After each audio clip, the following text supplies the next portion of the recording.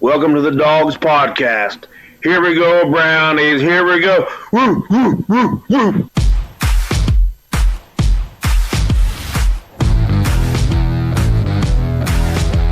Welcome to the Dogs Podcast with your hosts, Blake Reneker, Zach Kopp, Justin Charles, and Josh All. What's up, everybody? Welcome back to another episode of the Dogs Podcast. As you can see, it's just me and Josh today. Zach got stuck at work. He sent me photographic proof that he was stuck at work. We made him verify the last-minute no-show across the table from me here. Justin is busy with the kids tonight, off-season, so just me and Josh tonight. Bear with us. I'm a little under the weather. It was almost just Josh tonight. Oh, well, you think our YouTube views are taking a hit already. So bear with us. We're going to get through this. We got some good stuff to talk about today. If you want to get your intro on the show, head to thedogspodcast.com, tap leave voicemail in the drop-down menu. You can either drop an intro or just drop some thoughts, some things you want us to talk about. We'll play it on the episode, and we'll talk about it. Before we get into everything we want to talk about today, we're going to talk about Jarvis, Aaron Rodgers, maybe touch on All-Star Weekend a little bit. Before we get into all that, though, remember to check us out on Facebook, Twitter, Instagram, and TikTok. We're getting pretty big on TikTok sometimes. Yeah. So, if you're interested in that, if you're young and hip, check us out on TikTok. If you're watching on YouTube, please like and subscribe. And if you're old and hip. Yeah, if you're old and hip. What's the threshold where you have to delete your TikTok? Because it used to be like it wasn't cool for old people to have a Facebook, but now I'm old. And I still have a Facebook. Right. And so it's almost like Facebook moves along with you. Yes. It gets old as you get old. Yeah. So, it's interesting because I remember when I was a kid, I'd see my mom on Facebook and just be like, oh, God, I'm so embarrassed. and now I'm that old person. So you guys tell us, what's the threshold? If you're watching on YouTube, please like and subscribe. Make sure you tap the notification bell so you never miss a new episode. If you prefer to just listen to the podcast, you can find us on Apple, Spotify, and Google. Lastly, if you're looking for more content, head to jointhedogs.com, become an official Dog Pack member on our Patreon page. You get the episodes early. You get an extra episode every week. We drop our thoughts in there all the time. We let people from the Patreon come on to the After Hours show, and they kind of run the episode, give us their thoughts. We've done that for the last few weeks now. It's been a ton of fun. Mm-hmm. We had two fantasy football leagues this year. We gave out free Dogs merch to the winners of each one of those leagues. So the Patreon's been a ton of fun so far. We've had it for going on a year maybe now, somewhere in there, and it's just been a ton of fun for everybody who's been on it. So if that interests you, jointhedogs.com, become an official Dog Pack member. So we're going to jump into this episode, just the two of us. Before we get into some football stuff, I thought it'd be good. We should talk about All-Star Weekend because it wasn't Cleveland. This is a Cleveland Browns podcast. I thought it was really awesome for the city of Cleveland to get this chance. We hosted the draft. So I saw something going back to like 2016. Cleveland has had like the Republican National Convention. It had the draft. It had All-Star Weekend. We had a World Series, 4 straight finals in that time. There was Major League Baseball had All-Star game in Cleveland, didn't they? A few years back? I don't know. Did we already have that, or is it coming up? I can't remember. I'm pretty sure because producer Kyle went to the game. Okay. I'm pretty sure that was the game he went to. So Cleveland's kind of been, for a town that gets dogged on a lot, since 2015-ish, it's pretty much been kind of almost like a mecca of professional sports. And just big events and things, Yeah, so it's been pretty awesome for Cleveland. And Cleveland gets a lot of hate. I love Cleveland. It's a really cool city. I've been to a lot of big cities. I've been to New York. I've been to Chicago. I've been to South Beach. I've been to Miami. I've been to a lot of big cities. Cleveland obviously doesn't have the beaches, and we get crap weather. But it's still a ton of fun. There's some really cool stuff to do in Cleveland. Another cool thing about the weekend, the Cavs actually had players in the game, which I thought was really cool. When we were getting introduced, they got really loud ovations for Garland and Allen, so I was pumped for that. The night before the game, the Cavs team actually won the skills competition, which was pretty awesome. Like, we had to hit a half-court shot in under 9 seconds to seal the win, and then Mobley made it on our second attempt. We made it in like 4 seconds. That's awesome. So Cleveland really, the Cavs, everybody, I don't know, I haven't been to Rocket Mortgage Fieldhouse since it's been rebranded and renovated. Zach has. He says it's like a completely different arena on the inside now. Oh, really? So I want to check it out. I thought it looked awesome on TV. It was just really awesome for Cleveland. I know I went to a Cavs game maybe 3 years ago or something like that, and I hadn't been there since they put in the new like Jumbotron in the middle. I think they call it the Humongatron. Yeah, I remember walking in, and I don't know. I have converted to more of a casual Cavs fan since they sucked. But I remember going to the game, walk in, I'm like, oh, geez, that's huge. You know? It's awesome. I heard the dunk. I didn't get to watch the dunk contest, but I heard it sucked, like really bad. I feel like we only get a good dunk contest once every 4 or 5 years. There's only so many ways to dunk a ball, and that's why people bring in like cars and other things. It's like at the end of the day, the ball goes through the hoop. And Aaron Gordon and Zach LaVine a few years back put on a show, and since then it's been was that like 16, something like that, and that was awesome. It was insane. I didn't get to watch it, but all the things I read said everybody just kept missing their dunks. Oh, really? Yeah, they just kept missing them. They didn't even get attempts in. So that's bad. But I just want to touch on that. Good for the city of Cleveland. Yes. Got a lot of national spotlight, and I think the NBA estimated $100 million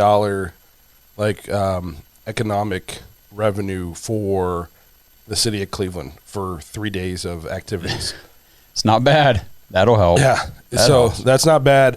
And then the biggest storyline coming out was LeBron.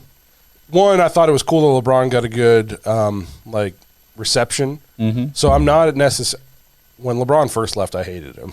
Yeah. Well, I think pretty much everybody did. When he came back, I was like ecstatic, crying. And then he got us a title, which I'll never forget. Mm-hmm. And then when he left again the second time, I was bummed, but it was just – kind of like, well, we got our title at least now. And I don't necessarily go out of my way to root for him now because he's on a different team and I'm a Cavs fan. But the day he retires, I think there should be a statue and his jersey should be in the rafters. Well, I know the Cavs only got one title with LeBron here, but we were in 5 finals. Is that right? 4 in a row. 4 in a row, and then there was one way back in the day against the Spurs, right? We got swept. Yeah, got swept. But still, you're taking a Cleveland team to the championship 5 times. You only win 1, but that's okay. I mean, think who we played those 4 years in a row. Yeah. It was a superpower. We beat the best regular season team of all time. Came back from 3-1. Yeah. Yeah. In Game 7 on the road. Yeah, the title win was a historic comeback. Never been done. It's something to remember. So I don't get all the hate that LeBron gets now. Some people just hate him. As far as outside of basketball, I don't think he has any clue what he's talking about when it comes to like some certain politics and stuff. But that's not why I watch basketball. Yeah. You know, and so as far as he's one of the greatest players, if not the greatest player ever, and he put Cleveland on the map. Well, he's talking about how he hasn't ruled out the possibility of coming back to Cleveland again to retire and that kind of stuff. Would you take him back, knowing what you know about the Cavs now? He's burned us twice, and every time he leaves, it leaves us in shambles.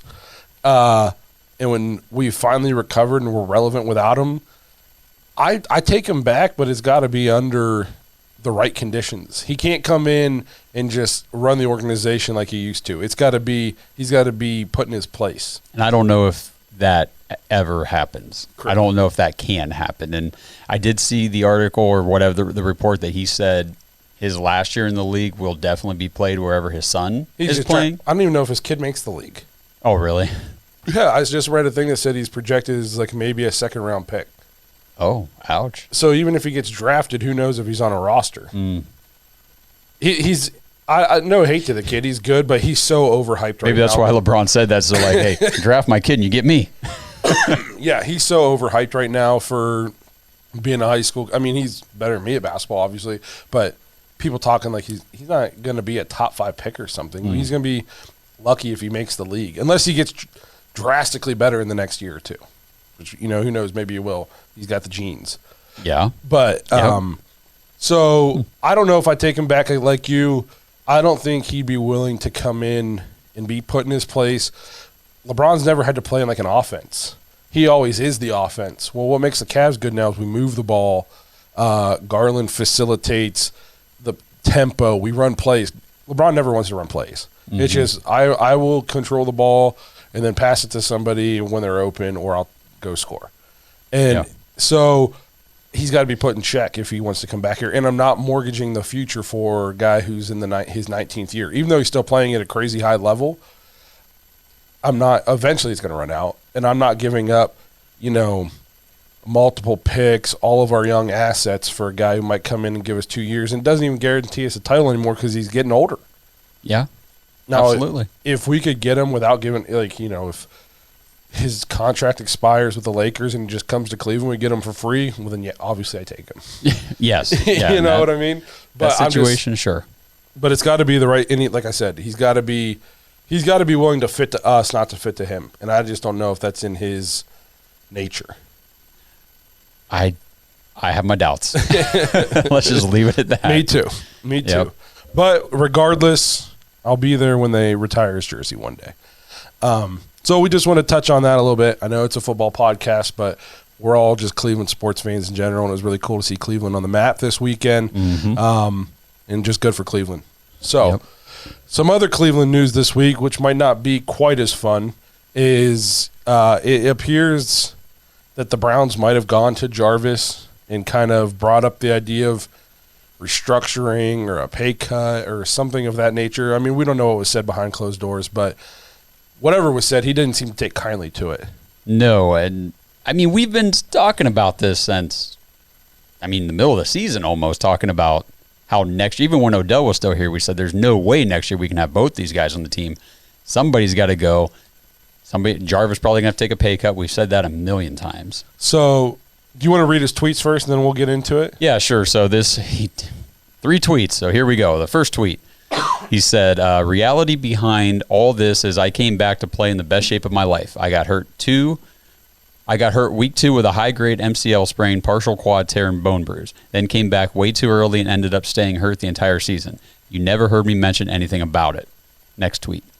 Also, my media availability didn't happen because I was focused on getting on the field as healthy as possible during the week and after games. A strategic plan was set in place to be followed. I put the ball in Cleveland's court by telling them I would like to stay, but if not, then I have put the ball – oh, geez, yeah, he kind of repeats some of this. Put the ball in Cleveland's court, tell them I would like to stay, but if not, then I'm confident enough in myself to be a better, healthy me this year and moving forward to helping do my part in winning a championship elsewhere. So I guess we've been talking a lot about Jarvis needing to take a pay cut to stay and stuff like that. And I guess I never really put myself in his shoes to see how that might come across if they came to me and asked me. I know if I was at my job and I'd been doing my job well and they said, hey, we need you to take less money, I'd probably tell them to get the F out of here. Well, also if doing your job at the highest level was directly correlated to somebody else doing their job at the highest level, and that person wasn't pulling their weight. Correct. And then they come and ask you to take a pay cut. It's like, I could have done better. Yeah, and I just think that you got to be careful in the way, you go about addressing this with him. Maybe not make it a pay cut. Maybe just make him extend him. So it's, less per year if work it. First of all, if he does leave, okay, but I don't want it to be ugly. Because to me, he's a Cleveland Brown, and I really, he's one of my favorite Browns now ever. So I don't want it to get ugly and be an ugly breakup. 2, I think it's a mistake to just let him go because he's the culture builder, and he's the guy who kind of had changed expectations around the franchise. I said something about that on Twitter, and somebody said, what culture? We finished, 3rd in our division 3 years. That's nothing. The wins and losses isn't necessarily the culture I'm talking about. He changed expectations. Right. Before Jarvis finishing 3rd was better than finishing 4th, and we would have been happy with that. No, Jarvis came in, he changed expectations. Now, playoffs, conference championship, that's the goal now, not just winning a couple games. Right, exactly. So 2021 was a disappointment because we didn't make the playoffs. Yes. And we were supposed to. The expectations were playoffs. Back in 20 whatever, it was a disappointing season because we didn't win a game. Yeah. That's the culture, exactly what you're talking about. 6 years ago, if we won 8 games, we might have been throwing another parade. Right. You know what I mean? And now everybody's bummed and, they want a fire sale because we only won 8 games. And then that's changing the culture. Yeah, and for anybody who's listening or watching and if you don't think your expectations have changed over the last couple of years, trust me, they have. Why are you disappointed that this season ended the way it did? Correct. Was it because we only won, 8 games? Mm-hmm. Well, like you just said, 8 games 6 years ago would have been hooray. Yeah. Not this year. So he has changed. He's changed the culture. He's changed expectations. John Johnson took a pay cut to come here. Yeah. Yeah, he did. That wasn't happening, 5, 6, 7 years ago. And all this, I don't want to, it's not all on Jarvis, but there's a good portion of it of Jarvis. He's like the heart and soul of the locker room. Anybody you ask tells you that. Yeah.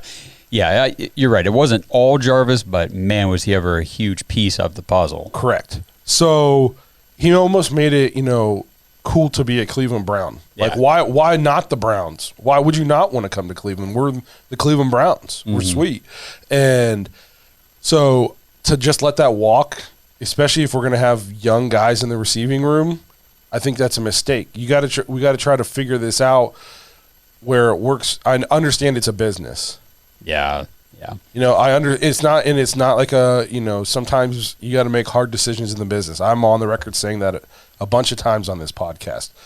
But I do think if you make it too much of a business, that hurts the culture that he's helped establish. And 2, he's such a good mentor for these young guys.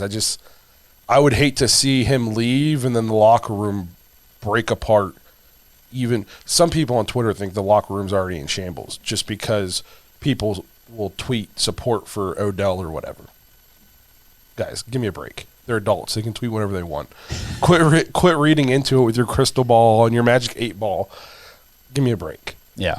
So I think it would be a mistake to just let him walk. Okay, so then what do you do? So and of course we're speculating here. Yeah. He didn't come out and say they came directly and asked me to take a pay cut or whatever, but we're assuming there was a restructuring conversation that was had, and he didn't take too kindly to it. So if the result of this is I'm not taking a pay cut, I'm not restructuring my contract, you either pay me what's on my contract or I don't play. So what do you do then? If those are your only 2 options? If those are your only 2 options, you might have to let him go, which would suck. It would suck. But this front office, as we've seen, they're not big on giving guys outlandish money. They did to Austin Hooper. Okay, that's a good point. They did. Well, look how that turned out. Yeah. Well, again, he's another guy who it's hard to judge. It is. I just think you have to kind of appeal to his ego maybe a little bit. So when you're the GM, you can just be analytical in numbers, but you're going to get a reputation of not caring for your players. Right, because analytics and numbers are great, but you're also dealing with people. Yeah, being a leader, you're in the people business. Yeah.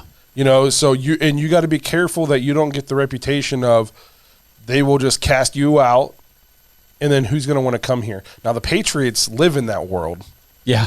But people were willing to do that because they had established themselves as winners for so long.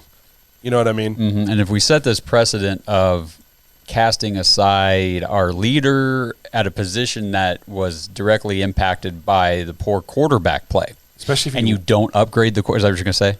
Imagine if we just let Jarvis walk and he plays well. It's like Odell 2.0. Yeah, well, also, and if we let him walk, who's going to – and say we roll with Baker again, what free agent wide receiver is going to want to come to Cleveland when they just saw Jarvis Landry get the shaft because the quarterback couldn't elevate Jarvis? So what's this free agent wide receiver going to think? They saw Odell be getting told that he was washed by Cleveland fans. Yeah, I think that one might come back to bite us a little bit. Yeah, people were all over Odell saying he was washed, he sucked, but he leaves. And you notice how quickly the narrative changed. Now it's, why would we root for him? He quit on – I thought you said he sucked. Yeah. Well, all I heard was we'd be better without him, so why do you care that he left? I know. And now all of a sudden it turned into he quit. He wasn't giving effort. I'm like, okay, guys. Yeah, and I was one of the people saying, you remember, I was like, I think we just need to let him go. He just needs to be off the team. I think we're better without him. Okay, I was wrong. I have no problem saying that now. So, yeah. Dead wrong. Then he leaves and he plays well.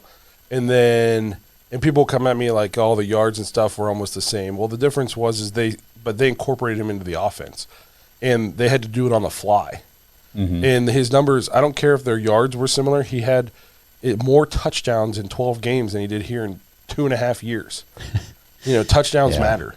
And then if we let Jarvis go and he goes to another team and balls out, it doesn't look good. No. What wide receiver would want to come here? And I think as you could see, Cooper Kupp was just MVP of the Super Bowl. It's a quarterback league. Wide receivers their importance has gone up a ton in the last 10 years, if that 5 years at least. Yes. Yep. I mean, so we can't drive away a bunch of talent by being cold, I guess is what you could say. Now, don't just offer up feel-good contracts because you want to keep them. You still got to be smart. But I think this is why you get paid, if you're Andrew Berry, to make this kind of stuff work. Mm-hmm. Yeah. So try to figure this out because he's so important to the locker room, like we said. And if we especially if we're going to draft wide receiver the first round, what better guy to have show the ropes of the NFL and how to be a pro than Jarvis Landry? I don't disagree at all. But all right, so what is your right now? If you just had to make a prediction, season kicks off, is Jarvis Landry a member of the Cleveland Browns? Probably not. That's kind of where I'm at. Just based on this development, and we know the contract situation, and we kind of know the history of this front office with. I don't know. I don't think he is either. But the biggest thing is, I don't think he's done. I don't think if we let him go, he's going to go off into irrelevance. I think we let him go, he's going to go to the situation that's right for him, and he's going to thrive. I think so too. You know what I mean? And that would be, so Odell comes into Cleveland. He was good before he came, good after. Then Austin Hooper, good before. If we let him go, there's a chance he's going to leave, be good after. Jarvis, good before. I mean, he's been good for Cleveland, especially the first 2 years. First, yeah. And then leaves, good after. I just don't want that. You know what I mean? And now we've got a trend. And I just, like I said, I think you have to put yourself in his shoes, too, to anybody who's mad that he kind of reacted this way. Look what he's done for the team. Up until this year, he never missed games. The only game he'd ever missed before this year was one game because of COVID. Mm-hmm. So he's always out there. And so you're not just paying him for this year. You're paying him for his work to this point also, for what he's done. So you got to tread lightly. It's very easy for us to say, well, he should just restructure. He should just take $5 million less. Have you ever just given $5 million away? It's true. And remember, we're talking about a contract. This is something that two parties signed. Correct. An agreement that this is what's going to happen. If you're on the side, too, where, when you get mad that players demand trades and stuff, and you're like, well, then you signed the contract, you should – it's the same way. We signed the contract. We're the ones who offered it to him. Yeah. So – just got to tread lightly. This is, Andrew Berry's got his work cut out for him. Mm-hmm. And Stefanski. Yeah, this isn't they must have had it easy with Nick Chubb last offseason when they were able to sign him to that very team-friendly deal. Yeah. It's not going to be like that with everybody. Correct. Because wide receivers are divas. We might love Jarvis, but he's still a wide receiver. Yep. You know what I mean? So well, and he is an experienced, seasoned vet. He's been around for what? How long has he been in the league? 8 years? Something like that, same as Odell. Yeah. So I mean, he's proven that he's a stud. So he's going to expect to be paid as such. I agree. Well, hopefully they figure it out. I hope so. But let us know what you guys think. Do you think Jarvis is back, or do you think we let him walk? What do we pay him? Do you think he should be willing to restructure? Do you think we should just suck it up and pay him? What are your thoughts on Jarvis? I think most people agree that he's good for the team. It's just, can the team afford to keep him, I guess. Yeah, right. But so we'll move on now. The other kind of big news, I think it just came out today, right? I'm pretty sure. And this was also another Twitter thing, right? Yeah. Twitter, I'll tell you. So Aaron Rodgers, out of the blue, just dropped some really long letter on Twitter or Instagram or whatever it was, saying thank you to all these people, including his ex-fiance and people from the Green Bay organization and players. And it almost read, he's either leaving Green Bay, retiring, or he's like going to go off the grid, and we're never going to hear from him again. Like he's going to go live in a mountain somewhere, because that's the way it read to me. Like I was like, what is he saying here? Yeah. I guess I read a thing on the way in that said he just came out of a 12-day cleanse, and the first thing on his mind was gratitude. And I'm like, this guy's kind of weird, man. Kind of a weird dude. I said that before. I mean, I'd take him because he's really good, but he's kind of weird. Yep. He says their own. He says some funny stuff. Yeah. But he's also kind of a D-bag. It's just, he's an awkward dude. He marches to the beat of a different drum. He marches to the beat of his own drum. And I just wonder how much of the stuff he says is just him being him, whatever that is, or if it's him being very calculated and just messing with people. You know what I mean? Like, you know what? I'm going to say this because I know this is going to get people riled up. We'll see what happens. Like, he strikes me as that kind of guy. Like, he doesn't just say things on accident. No, because he's a smart dude. He might be, he's a smart guy. Mm-hmm. And he's kind of, I think he thinks about the things he says. Yeah. Like, it's definitely planned. He doesn't just speak off cuff. Yeah, he's not just going to go on a tirade on Twitter and rant about stuff and then say, I was caught up in my emotions. Yeah, so here's what he said. I'll skip over the part to his ex-wife because that's not really relevant. But he thanks her for being there, I guess. I guess they're still on good terms. To the men I got to share the QB room with every day, Matt, Nathaniel, Luke, Jordan Love, and Ben Kurt.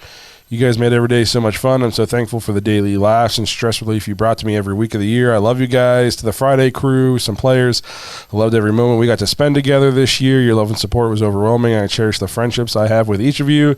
To my teammates past and current, you are the icing on the beautiful cake we call our job, football. The friendships that we have will transcend our collective time in this game, and I am so thankful for the role that each of you have played in making my life that much better. I love you guys and cherish the memories we've made. To everyone else, spread love and gratitude, blah, blah, blah, blah, blah.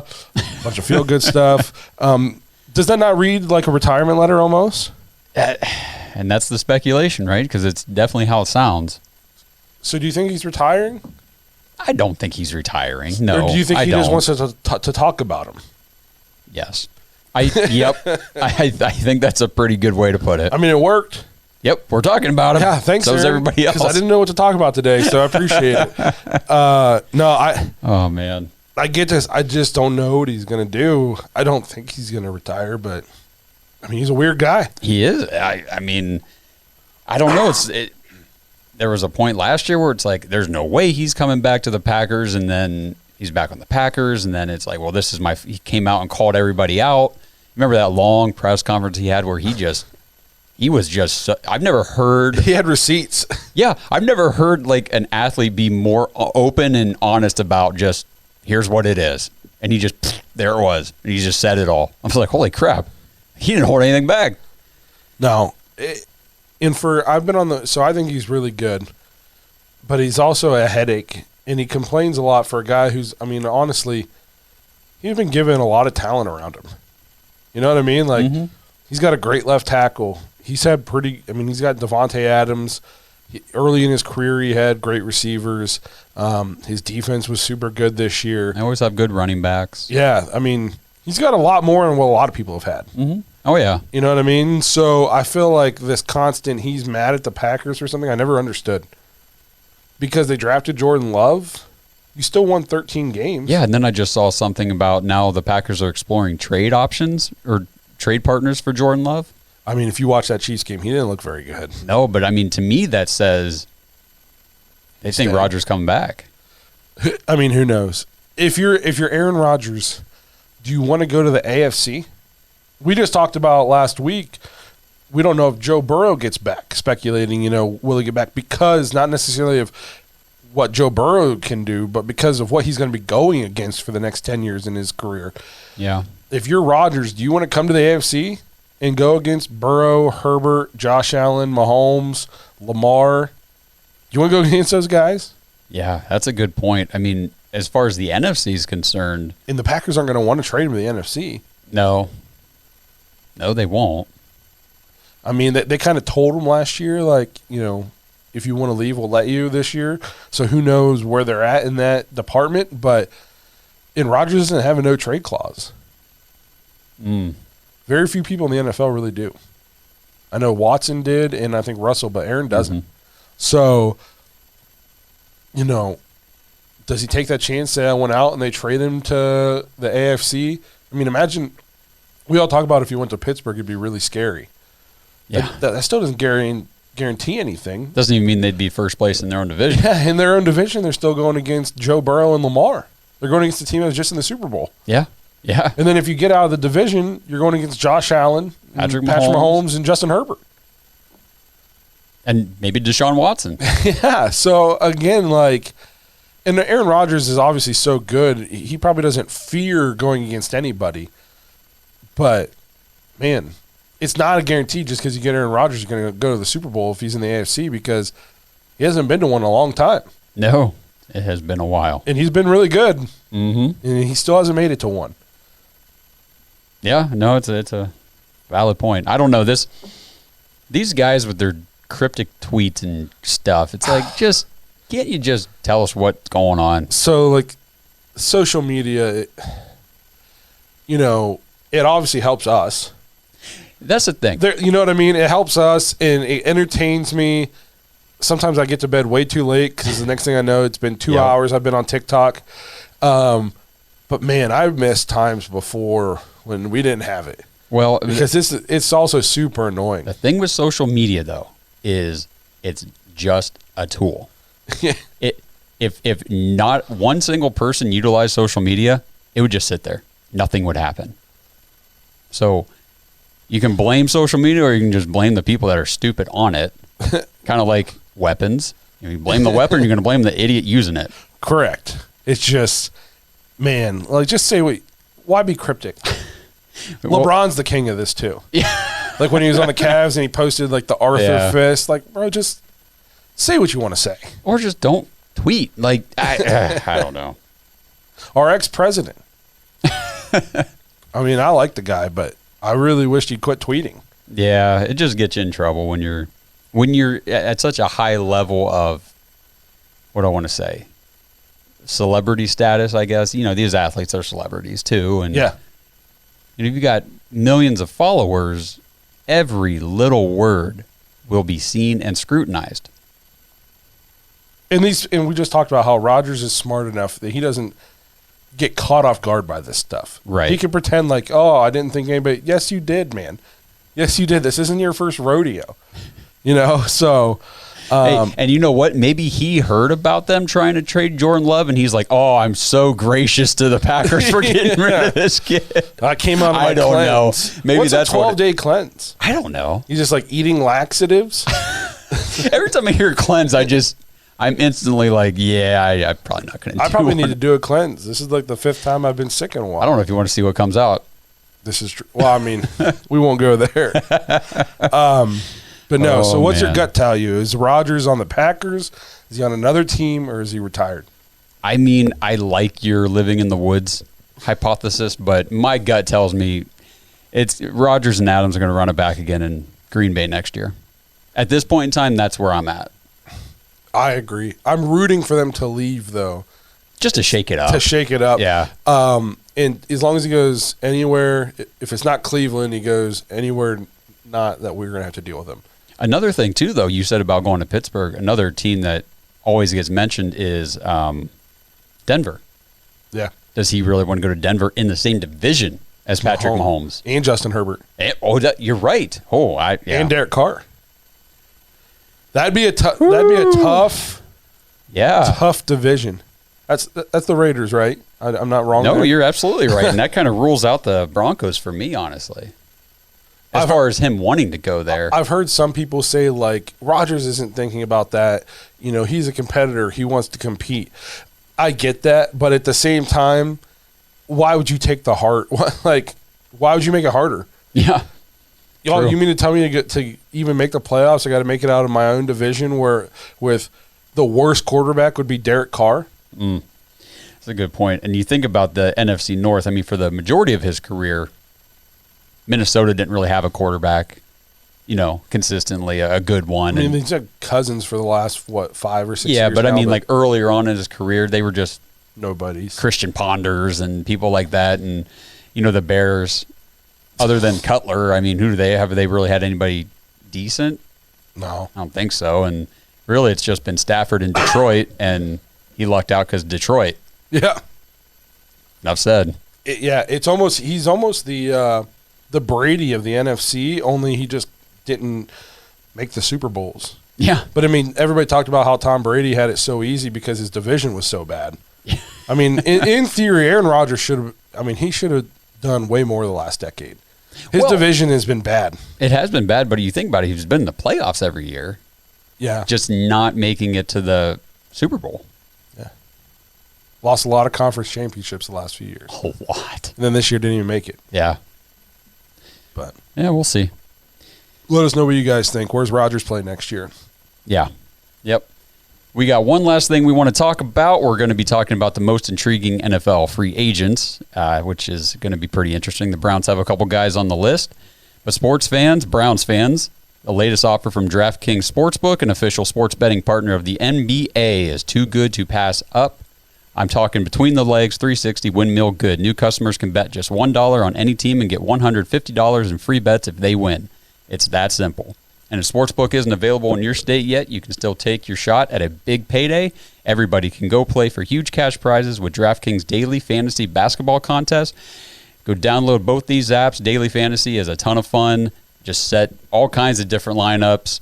You can play, you know, individual games. And just so say we're watching the Cavs one night, Blake, and they're playing LeBron and the Lakers. You can set a lineup just for that game with players out of that game and see if you can win. Or you can do the entire slate. It's up to you.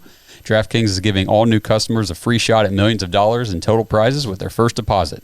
So go download the DraftKings Sportsbook app now. Use promo code TPPN. Bet just $1 on any NBA team and get $150 in free bets if they win. That's promo code TPPN at DraftKings Sportsbook, an official sports betting partner of the NBA. Awesome. Check that out, guys. This is a lot of fun. It is. I love DraftKings. I've used many daily fantasy sports apps, and DraftKings is, I don't know, just the one I always fall back on. I'm always using that one. How much they paying you to say that? No, I'm just joking. Not enough. Excuse me. I told you guys, bear with me. Yeah, I know. I feel like I'm gonna get hit next. Zach's gone. Justin's, you're hanging by a thread. I know. I might not even make it the rest of this day. Just make it the rest of the show. Yeah. You can do it. So last thing we want to talk about is this list of most intriguing free agents heading into the offseason. I think Josh has this list. We're going to talk about some of these guys who are on it. I do have the list, and you haven't seen it yet. I have not. Correct. Okay. All right. Do you want me to go down the list as it is, or do you want me to leave out the Browns players till the end? Do that. Do that. Okay. So the first player on the list is a guy, this is interesting, wide receiver Chris Godwin. So it says he is unquestionably the most intriguing receiver headed to market for a couple reasons. He's only 25 years old. He has number one receiver potential. He missed 2 games with a hamstring issue in 2019, but we know that he tore his ACL toward the end of this past season. Mm-hmm. So what do we think about Chris Godwin as far as a free agent in the league and for the Browns? I'd love him on the Browns. The only thing that would suck, depending on his recovery, when would he be back this year? Because we are in what I believe is our window. Mm-hmm.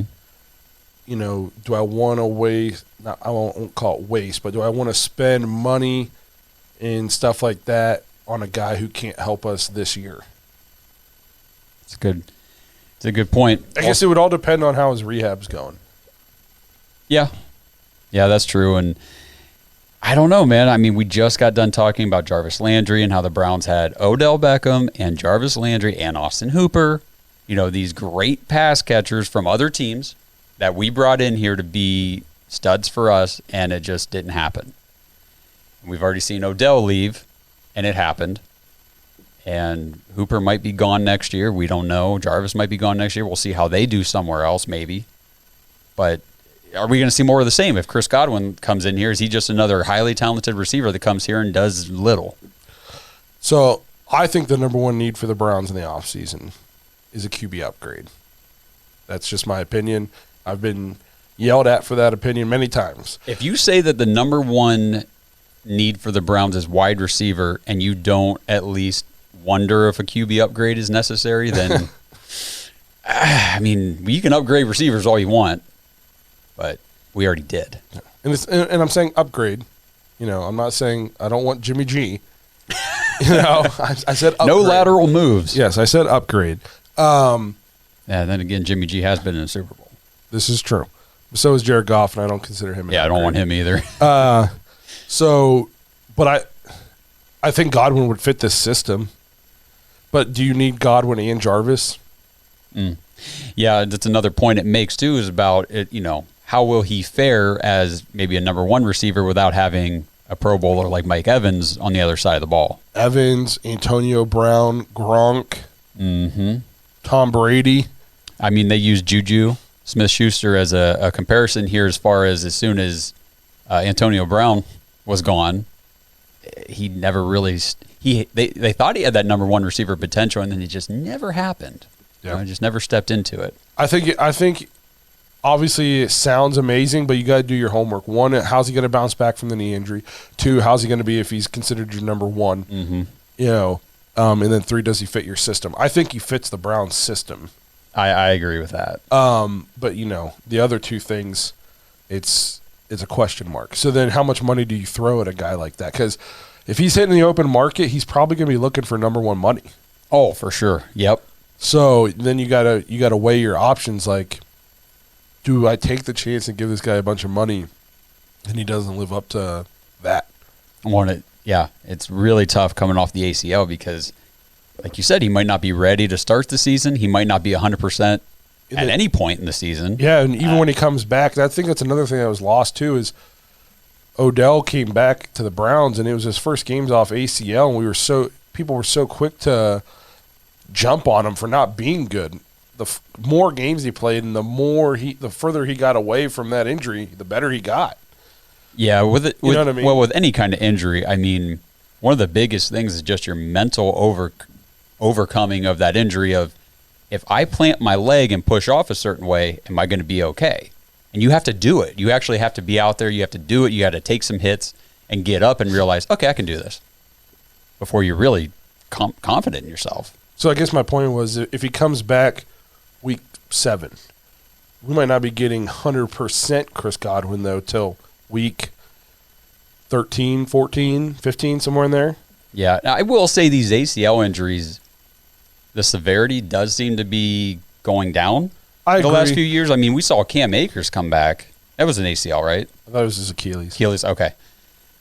But yeah, I just think you're probably not going to be your old self your first game back. No. Mm-mm. You know, even if the doctors are telling you you're good to go, no risk, you're 100%, you're still probably not your old self until you get a few games under your belt. Yep, I agree. So I guess it just depends on how much money he wants. Yep.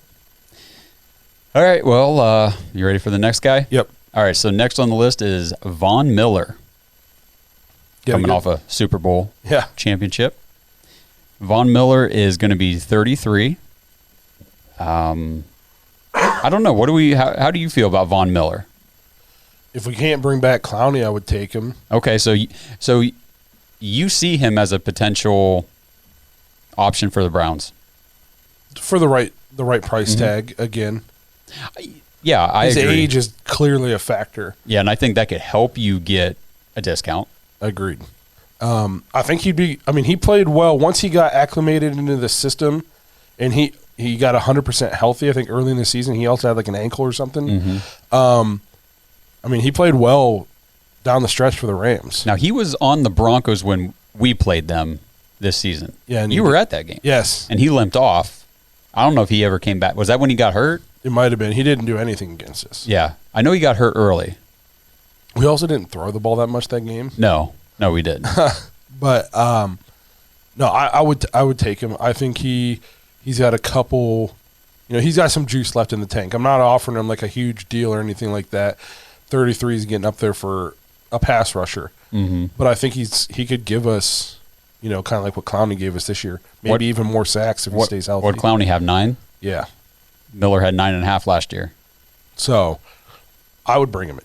I like Clowney because I like him against the run. Mm-hmm. But if Clowney wants a huge number somewhere and we can't bring him back, then I would explore that. Yeah. Well, and Ian Rappaport said that Miller plans to fully explore free agency for himself.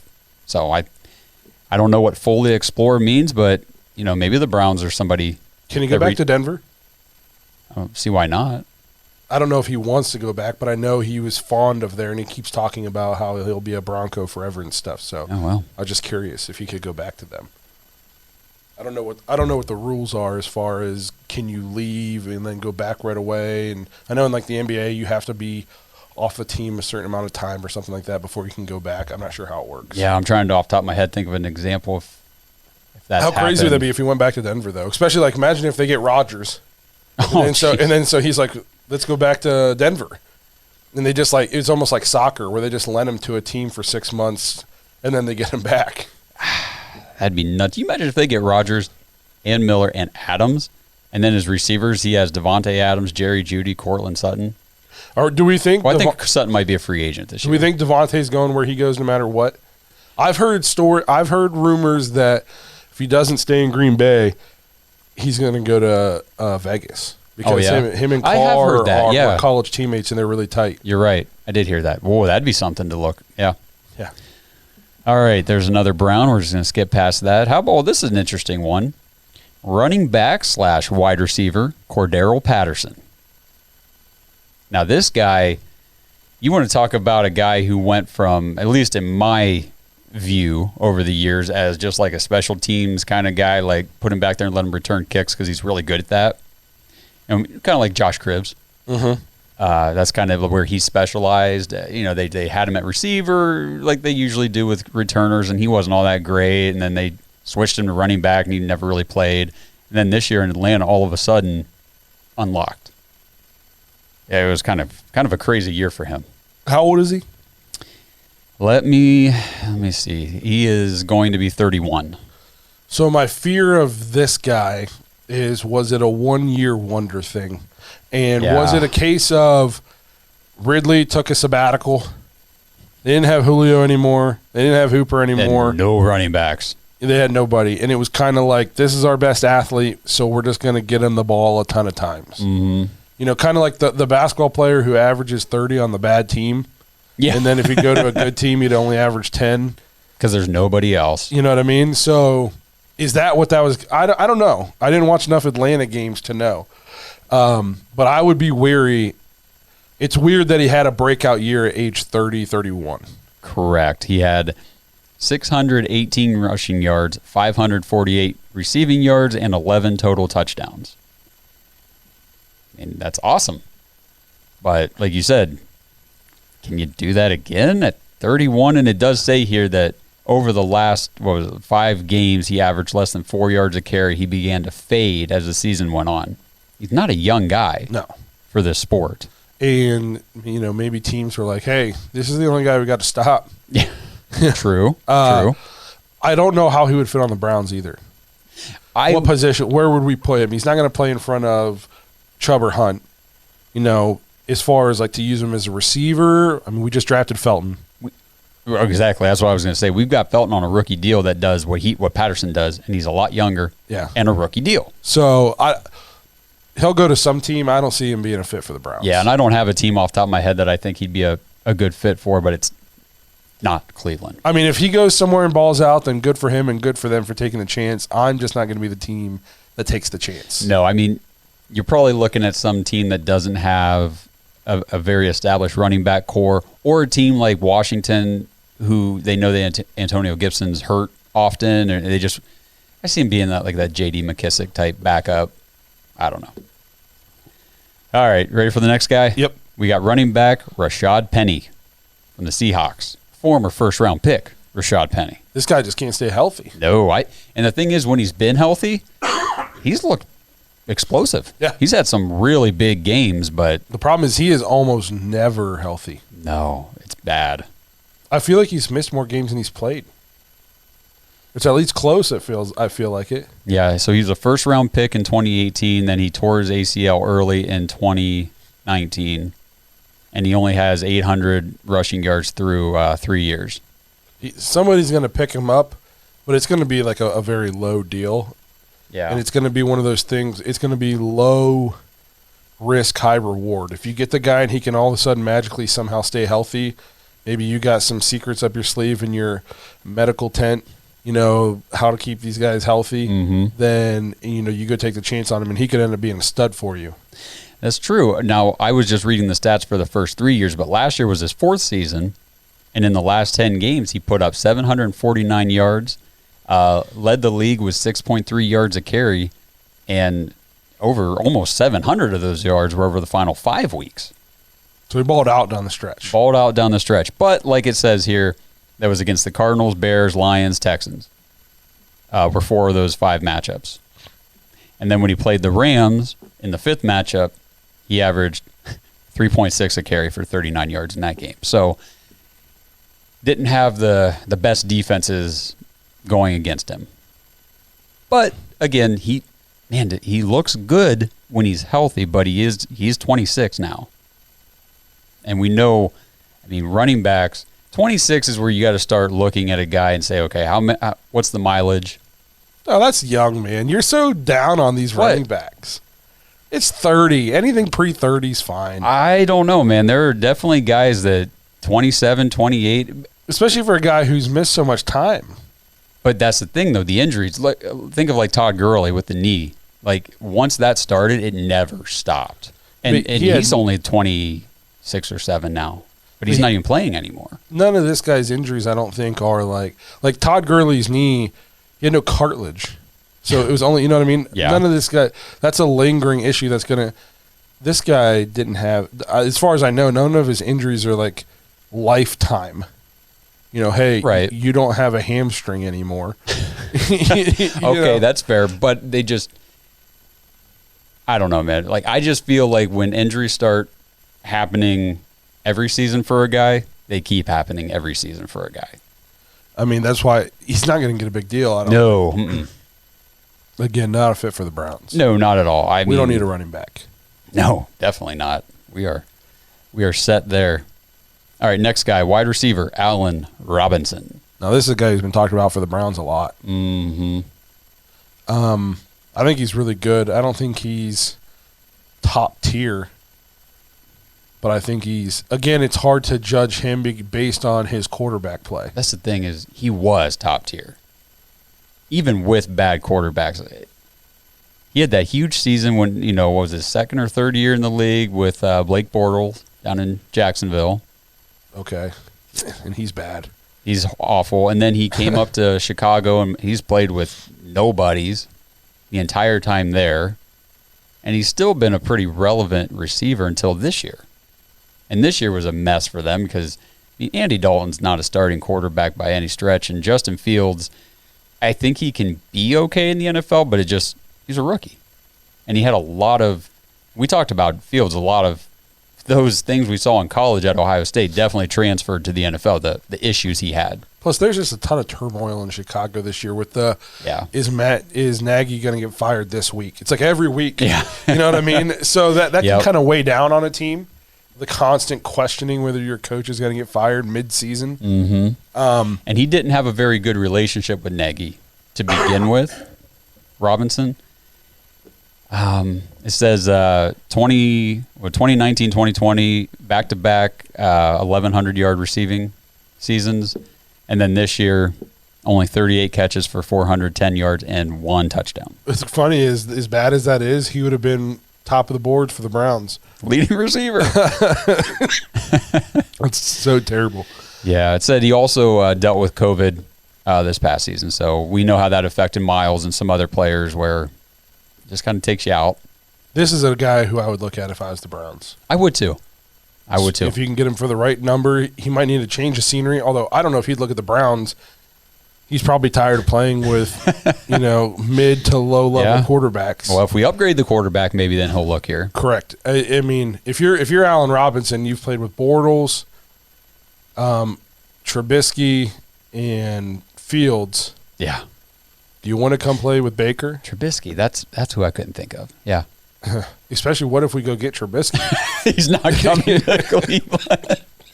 He's like, I've played in this movie before. I didn't like the ending. So. Yeah, so I don't know. I think, we'd have to put our salesman's hats on for that. I've always liked Allen Robinson. I do think he's a heck of a receiver. Now, he is 28, so it's not like he's this 23, 24 young receiver coming into like his first big contract. But I think he's still young enough that he can have a few good, high-level seasons. I agree. He could be good for, our window is only going to be open for who knows how much longer, 2 years, if that. I don't know. 3 years. Who's to say we can't start a dynasty, like the Patriots? Well, he couldn't even make the playoffs 2 years in a row. I said we're going to start a dynasty. Yeah. It hasn't started. There's always next year. Always, baby. Okay, last guy that's not a Brown. Quarterback Jameis Winston. Pass. So that's not your upgrade. That's not who you're looking for. No. Okay. My problem with Jameis was he cut down on the picks a lot, but he wasn't that great before he got hurt. He was just okay, and that was with Sean Payton. Now they don't have any weapons as far as receivers go, but so that's not my upgrade. That's, to me, that's another question mark. Yeah. I agree. The thing with Jameis, the thing I do like about him is he's going to throw the ball downfield. He's going to get yards. I mean, it's not before this 17-game season thing went into play. 5,000-yard passers didn't come around every season, and he was one of them. He was one of those holders. I mean, how many quarterbacks have thrown for 5,000 or more yards in a season? But now the interceptions, obviously, they're terrible. So here's the thing: I can live with some interceptions if they're not in the red zone, they're not late in the game, and if you do things to make up for that. I mean, Matthew Stafford led the league in picks this year. Yeah, you won a Super Bowl. But I don't think that anybody would say Matthew Stafford had a bad season. Right. You know what I mean? So you can have some picks. Obviously, you don't want them, but then there's the other side where Rodgers doesn't hardly ever throw any picks. But he has some stinker. I mean, that playoff game was bad. Yeah. You know what I mean? So you got to balance the line between conservative and aggressive to the point you don't want to be a gunslinger where you throw 30 touchdowns and 30 picks. Right. You know what I mean? But if you take a chance here and there and it results in a pick, as long as it doesn't cost your team points, you'll get it back. If you're good enough, you'll get it back the next drive. Brett Favre threw a lot of picks. Correct. A lot of picks. So, and he's one of the greatest quarterbacks of all time. Mm-hmm. So, if you're good enough, one pick's not going to destroy your game. Yeah, exactly. You know what I mean? So, all right. So Jameis, not a fit for the Browns. Would you be upset to see him in Pittsburgh? Like, you know what I mean? Is he that kind of quarterback that I don't want him on my team, but I also don't want him on my rival's team? No, I'm just not that. You'd big. be okay with it? Yeah. Okay. That kind of tells me exactly where you stand on him. I'm trying to see how many yards he had before he got hurt. This year? Yeah. Let me see if it. Because he wasn't throwing the ball downfield. No, but like you said, they had nobody to go downfield. So he had 1,170 yards this year, 14 touchdowns, QBR 64. I mean, that's significantly better than what we had. It did say he had his highest quarterback rating this year at 102.8. Passer rating, sorry. He had 14 touchdowns. How many did Baker have for the year? Maybe 14 at the most. Was it like 12? Something like 13? It was not a lot. I'm trying to see how many games he played. Did he only play 1, 2, 3? Did he really only play 5 games? Oh, let me see here. 14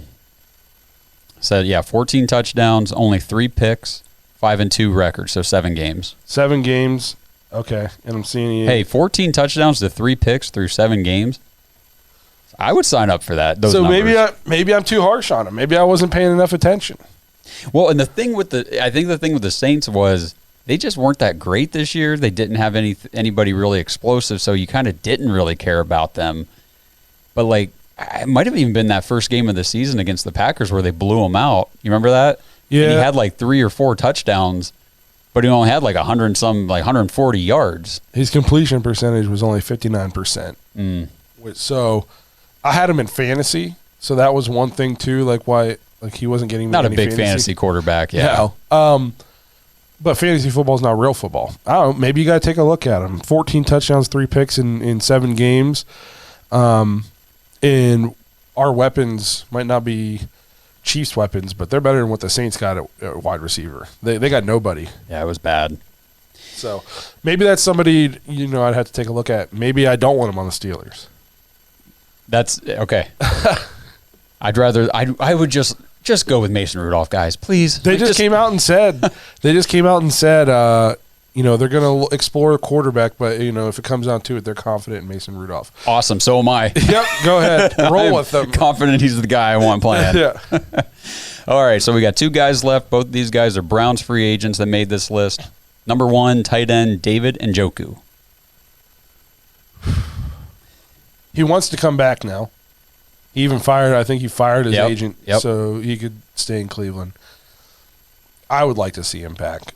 If I'm not giving him a huge number, whether early in his career it's his fault he wasn't performing, in my opinion. He dropped the ball all the time. A lot. This year he played well, and we just didn't have any kind of passing game for reasons we've talked about. So this season's not necessarily on him, but if I'm negotiating a contract with him and when I pull up his career numbers, I'm like, what do you think you deserve based on this? It's a production league, despite the reasons. It's a production league. What do you think? We're not giving $40 million contracts to guys who get 300, 400 yards in a season. Yeah. I don't know. I like David. I think he's a good player, and I would just like to see what he keep going back to this. I'd like to see what these guys could do with good quarterback play. I know. It's so when we drafted him, we drafted him at 22. We got him young. He's right now 25. I think he'll be 26 when the season starts. He's a young tight end. The free agent pool at tight end, it says you got guys like Zach Ertz, and then other young guys like Mike Gesicki and Dalton Schultz. But Njoku would be the kind of the get of that group. I think there's going to be teams that want him. I agree. Could put him on a team like they don't need him, but like the Chiefs, or like put him on the Bills. Ooh. I mean, imagine him with Josh Allen. Josh Allen made Dawson Knox something. Yeah, he ain't the athlete Njoku is. No, and another team that I see linked to Njoku, and obviously there were trade talks to this team earlier in the year and stuff when that all was going on, but the Jaguars, because after Meyer was gone, they really moved toward targeting their tight ends. They brought in like Dan Arnold and whoever else. They were really trying to get that tight end position involved, and Njoku's got that playmaking skill set. I like David enough where I hope he doesn't go to Jacksonville. I know. He's a free but that agent. would be his choice, though. Yes. Don't go there, man. I mean, who knows? Maybe they got something that I don't know about. Maybe Trevor Lawrence is going to turn it on. But, man, if you want to be relevant again for your next contract, don't go there. Do you want to see him in Cincinnati? No. go to Jacksonville. No, I like David. He's a great athlete, and this year he caught the ball. I mean, he made some tough catches this year. He had our biggest receiving game of any player this year. Early in his career, he was the second coming of Greg Little. He couldn't catch a cold. It was bad. It was bad. It was rough. But he seems to have gotten over that. He's put in a lot of work, and his potential is through the roof as far as, I mean, he's arguably one of the most athletic tight ends in the league. Yeah. if he's going as far as firing his agent in an attempt to stay here, that's pretty cool, man. Yep. I like that. Got to be the right price, though. All right, last guy, edge rusher Jadeveon Clowney. We talked a little bit about him when we were doing Von Miller. So I want him back. I do too. I want him back really bad. The problem is he played well enough that I think teams will throw a number at him that we won't be able to match. That's kind of right where I'm at, too. I just think because he played well. He did what we said he needed to do. Yeah, exactly what we said. It just might screw us. But if he wouldn't have played well, we wouldn't want him back. It's kind of a double-edged sword. Yep, correct. The only thing, he didn't get to that double-digit sack. But yeah, it's all right. He was pretty close. No, I think he's good for the Browns. He's an athletic freak. He's as advertised against the run. I mean, he was stout. He made some crazy plays in the run game. His QB pressures were up. Mm-hmm. I mean, he played better than I was expecting him to play this year, and I would love to have him back. I don't know if we're going to be able to match the kind of offers he might be getting. I hope it works out somehow, some way, because I am tired of all those past years, several years, where in fantasy football, it's whoever the running back is going against the Browns, you play that running back. Doesn't matter. That was my DraftKings strategy. Whoever's we're playing, I'm playing that running back because our run game was so abysmal. It was completely different this year. I mean, we stopped. Running backs couldn't do anything against us. I know we didn't have a 100-yard rusher against us maybe until the first Steelers game. I don't even know if he got 100. And then Najee ran like all over us. He might not have got 100, but maybe he did. I know we didn't give up a 100-yard rusher. We might have given up 100 yards rushing. We did. But we didn't give up 100 yards rusher for a long time. No, yeah, I think the first one I remember was Ramondre Stevenson. That Patriots game was brutal. But so our run defense was stout. It was. I mean, especially considering injuries at linebacker. Yeah. I mean, and he was a big reason because of that. Yeah, and we're swapping in and out the interior D-line. I mean, that's one of the big needs we're talking about in this offseason, and yet our run defense was still awesome. Yep. So to me, he's even on the record saying it's money. Yeah. I mean, he'll go play in South America if they offer him a big enough contract. You know what I mean? So it's all going to be the money for him, which, I mean, I guess good for him. So he took what they say is a 1-year prove-it deal. Last year was $8 million. He's probably going to want that 15 now. He proved it, and he's 29, so I'm guessing he's going to be looking for at minimum a 3-year deal to get him to that early 30s. So maybe he can be in play for one last contract after that, but it's going to be he's going to want big money. Yeah, I completely agree. Would you give it to him if he came and said I want? Would you say 18? I said he's probably going to. I think he was looking for 15 before this year, right? I think that's what it was. So he's going to want like a 3-year, like a $45 million contract at minimum. Let's say that. Is he worth that for only 9 sacks? To me, there's way more to the game than sacks. Miles gets a decent amount of sacks, but he only had 9 tackles his last 4 games. You know what I mean? Right. Yeah. Here's my thing. If they were able to structure the contract to the point where it was heavy loaded up front, and it doesn't, as long as it doesn't prohibit us from doing the other things we need to do, especially offensively. Yeah. Because we got to be able to score some points. Yeah. I mean, edge rusher is like it's quarterback, corner, edge rusher. Mm-hmm. Those are kind of like the big 3, and now in receiver now. Yeah. So if you got a guy who you think is very good to maybe low end elite, I don't think he's elite, but he's very good. He's elite against the run. Do you give him the money? Because what are you saving it for? These are the positions you're supposed to spend all your money on. That's true. That's true, and then that just kind of frees you up to again tackle these other positions like in the draft and things. And then maybe take a pass rusher later on, or whatever. So it worked out last year. I really liked. I'm really liked excited. What he did. I'm excited to get into the offseason and get into some of this stuff. Yeah, it's gonna be fun. But that's pretty much the list that Josh had. Let us know what you guys think of some of those guys. Should the Browns go after any of these guys? Should the Browns retain Clowney? Should we retain Njoku? Let us know what you guys think. Should we look at Winston? I don't know. I was all really down on him until I pulled up some of his numbers, and then he was maybe a little bit better than I thought this year. So let us know what you guys think in the comments. Leave us a voicemail. Remember to check out the After Hour show. JoinTheDogs.com if you're not a Patreon member already. Check that out. We're going to get into some more stuff on there. We will see you guys next week, and hopefully I will be healthier. Yeah, we can only hope. Thanks for listening to another episode of the Dogs Podcast. Make sure you subscribe to our YouTube channel and follow us on Twitter at the Dogs Podcast, and become an official Dog Pack member at jointhedogs.com.